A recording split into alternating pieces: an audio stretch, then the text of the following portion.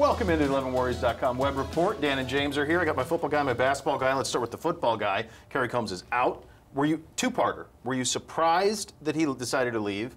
And where does Urban Meyer go from here at that position? I was surprised that he decided to leave because to me he just seemed like a guy who was an Ohio lifer, a guy who was tailor-made for a college game, didn't really see him as somebody who had that ambition to go to the NFL. So I'm a little bit surprised that he decided to leave. Certainly understand it, get an opportunity to go work with Mike Vrabel, go work at the NFL level.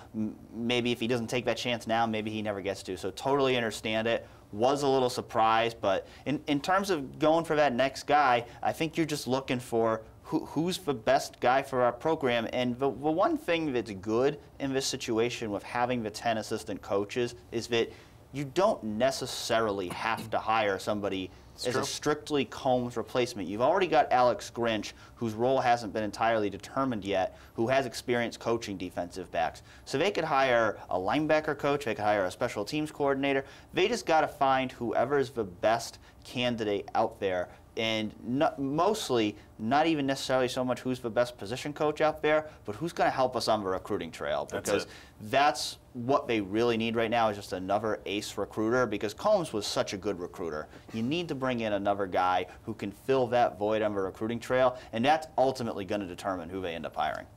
From a position coach standpoint, I can't think of one that had a bigger, I mean, Larry Johnson's impact's enormous, but Larry Johnson and Kerry Combs, like, I mean, every year, first-round defensive back, recruit him, develop him, put him in the league.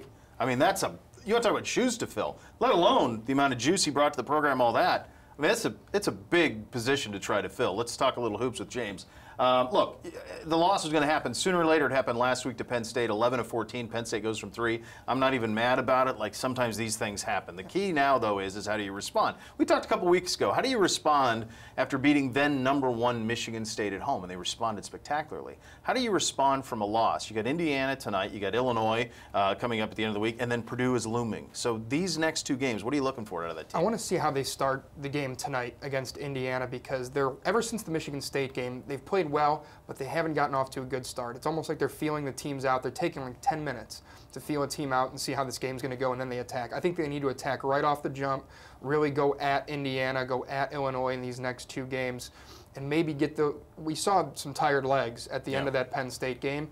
I think you need to jump on these 2 teams early, and you need to get to a point where maybe those last 5 minutes of a game you can put Keita Bates-Diop, you can put Jay-Sean Tate, C.J. Jackson on the bench, and just kind of coast to a win, because I think those 3 guys especially, they're key to this run going forward, and they need rest because they're playing 30, 35 minutes a game, all 3 of them. One of the big things I think that happened for this team, because the rotation is pretty short, was the little bit of rest. I mean, they played so many games in such a small amount of time. They get a little bit of rest, a couple of games, and then Purdue looming, and boy, wouldn't it be cool if you talk about going to West Lafayette and you're talking about 2 of the top 12, 13 teams in the country, and how they respond to that will be fascinating. Like, we talk about playing with expectations. They haven't had to, but now they do. And if they win these 2 games against Indiana and Illinois, they get to Michigan, or they get to the Purdue game, and Purdue's ranked 2nd or 3rd, and Ohio State's 11-12, and you have all the national exposure that comes with that. How do you respond to those bright lights? I have a feeling they'll respond well. This is a fun team to watch. Good stuff out of both you guys. We'll see you next week.